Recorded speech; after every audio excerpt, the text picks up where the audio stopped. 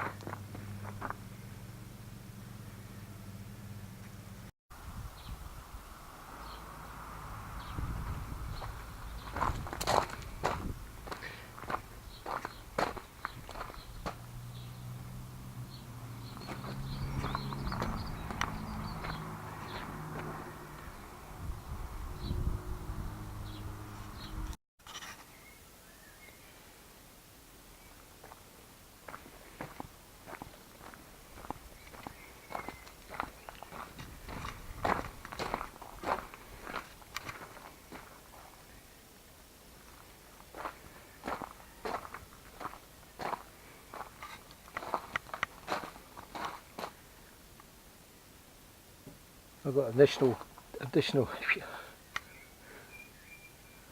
initial tensioning on the skin. These brackets at the bottom push down and tighten up.